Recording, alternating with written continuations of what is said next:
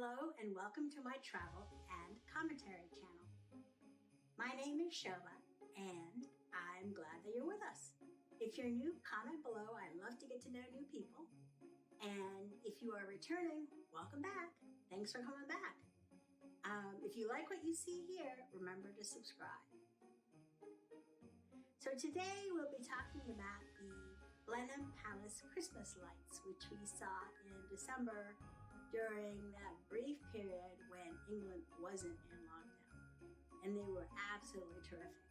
Since the Christmas lights are now finished and they usually go through to the end of January, but not this year, because we're in lockdown again, I thought I would share our experience with you because they were really stunning and it's a shame that more people didn't get to see them.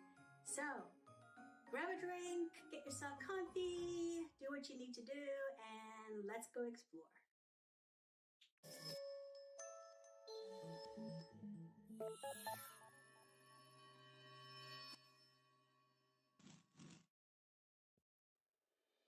So the Blenheim Palace Christmas lights were super cool, I have to say.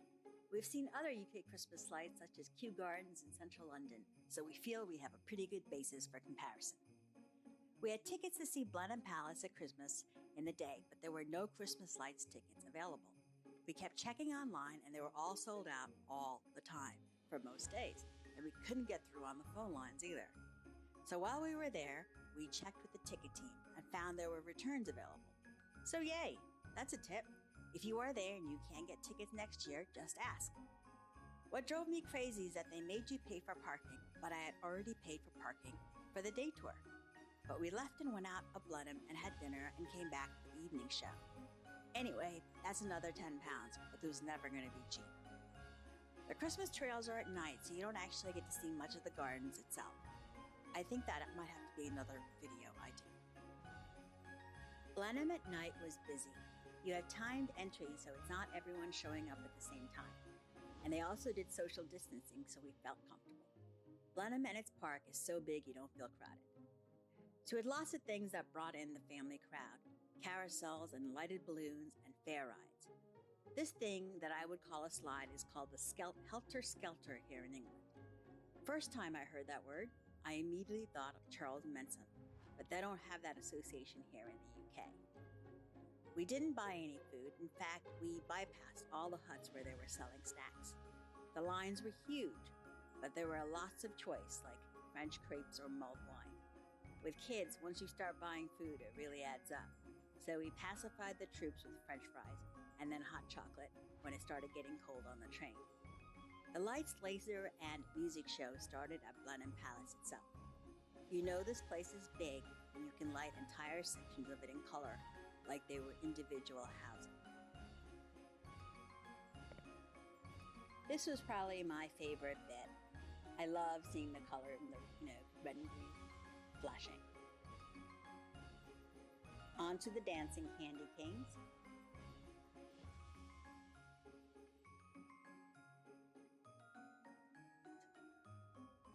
And snowfall, which we don't actually get that much of here in southern England.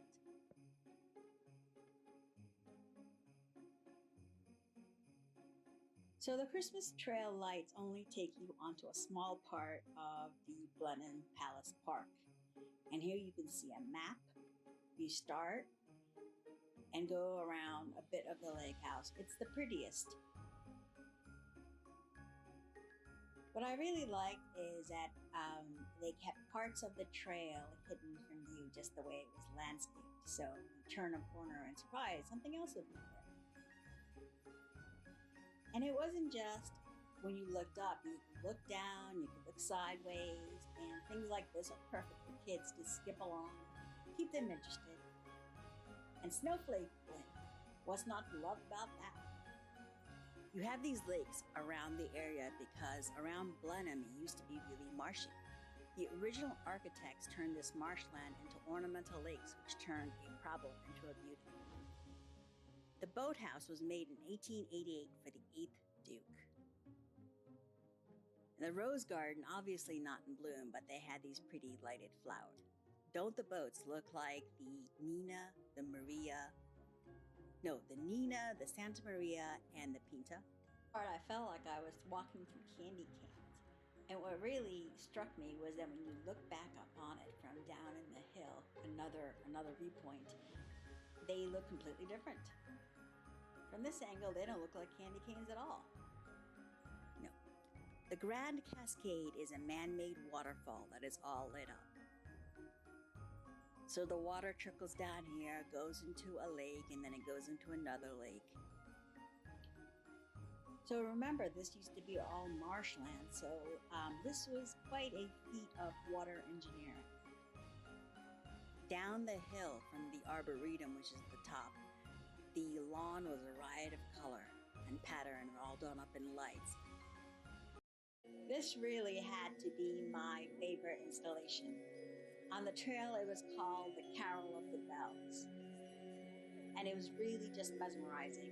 Overall, we spent about an hour and a half walking through the Christmas light trail, and I'd say we've spent easily 10 minutes just watching this. And let's face it, our legs were getting tired, so it was a nice place to just hang out for a bit, relax, enjoy the atmosphere. There were several of these lighted arcades, and in a lighted arcade, look up, #HippoTips. These look like quotes to me, but they're supposed to be will-o'-the-wisps. And mistletoe I recognized. I swear, this last bit, it seemed like they ran out of creative ideas and were just, doing random shapes. Or maybe they were tamping down expectations and then surprising us with old-fashioned Santa. And you ended the walk at the Winston Churchill Memorial Garden. It's a recent garden opened in 2015 by Prince Charles's wife, Camilla, the Duchess of Cornwall. The big feature, all lit up in the garden, is the sculpture of the bust of Sir Winston Churchill, done by Oscar Niemann, a Croatian sculptor who lives in England. He's done more than a dozen Churchill sculptures, so you figured he's got this bust thing down pat. Okay, I called the end too soon. This fire garden is actually the end of the Blenheim Christmas trail.